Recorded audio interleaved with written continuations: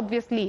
Will Iran join the talks or not? Because viewers, Iran is already accusing the United States of violating the 2-week ceasefire agreement. In crosshairs is the Strait of Hormuz. Now, remember, it was a control of the ship, Iranian ship, which had obviously led to a massive war of words between US and Iran. Iran had earlier described it as an act of piracy. They had warned that its armed forces would be retaliating against the United States, calling the seizure an illegal breach of international law.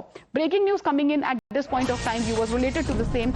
Iran's foreign ministry has issued a statement. They have condemned the US attack on commercial vessels and abduction of crew and families. That is the big charge coming in from the side of Iran. Now, Iran is claiming, something which I said earlier as well, that there is an attack on a commercial vessel. They are calling it criminal and illegal. They are once again, regurgitating, refurbishing, again hurling the pirate jibe at the US. So it looks like the tensions are escalating. This is all in the backdrop. It's even more significant, viewers, because it is in the backdrop of the talks which are lined up just tomorrow. Again, will Tehran be even coming to the talking table? We'll have to wait and watch. But what did the Ministry of Foreign Affairs in Iran there say? They have condemned what they are calling a criminal and illegal attack by the US, and also calling it, quote unquote, a piratical style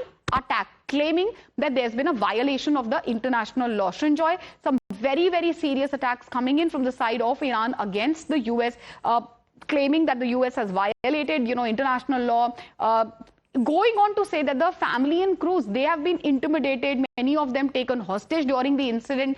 Given such a hostile background, do you see the talks happening? And even if the talks happen, do you see some conclusion being reached very soon? First of all, the Iranians have said something. Now, about this, they've been saying this again and again. It's important to know what they're going to do. And do means, are they going to come for the talks in Islamabad? That's the one thing. The second, are they going to take some kind of military action as a reminder to the Americans that they can still do something? So these are the two options the Iranians still have. Whether they exercise these options, we don't know. The first thing, most importantly, is the fact that they have to say at some time whether they are going to go to Islamabad or not. Now, if they have quietly told the Americans, we will know that if J.D. Vance gets on that plane. If J.D. Vance gets on that plane, then you know that, yes, the Iranians are also coming. Now, how this is going to pan out in the next 24 hours remains to be seen. Absolutely, and that is very significant. Let's also take our viewers, through obviously what's happening far as the latest ground situation is concerned, viewers. Let's take a look at, this depiction. US basically is blockading, tightening its grip when we speak of the Strait of Hormuz. What has happened in, far as US so-called blockade is concerned? It's already entered the second week. 27 ships, according to reports, 27 ships have been turned by the US Navy, ships heading towards, the Bandar Abbas port. They all have been turned back. Iranian cargo, we all know, MV Touska has already been seized. That obviously has led to such a massive war of words, which we were just discussing. The Iranian ship was seized back then in the Gulf of Oman. Any ship, obviously, as we said, heading towards entering Hormuz, which the US has declared closed, are being turned back, 27 in total. US claims that they attempted to evade the blockade. That's something which Iran obviously is denying. US Marines are aboard the ship. Obviously, they are also checking what is on the ship, because there have been some sensational claims coming in from the side of US.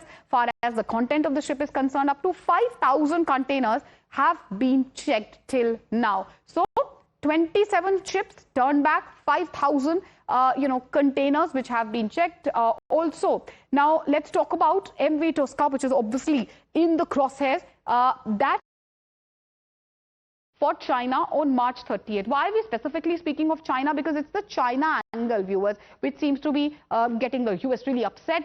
It had stopped at the Port Klang in Malaysia as well, but it was headed towards Bandar Abbas. So the thing was that this particular ship was headed from China to Iran. Is there a China link? Is it that, you know, the fact that the ship was coming from China has that really upset Iran? This was headed, as we were telling you, towards Iranian Bandar Abbas port. Now, what has happened, viewers? Far as US is concerned, Nikki Haley, something which we had highlighted earlier, had claimed that the Iranian cargo ship, the one which you were just speaking of, and it was recently seized, as you remember, by the US forces near the Strait of Hormuz, that was carrying materials linked to missile-related chemical shipments from China to Iran and had ignored repeated warning orders which had been given to stop before being boarded. So that obviously is the big ticket takeaway. Is it that, you know, the so-called Chinese link reports which are coming in, is that going to be another big flashpoint? Is the US suspecting a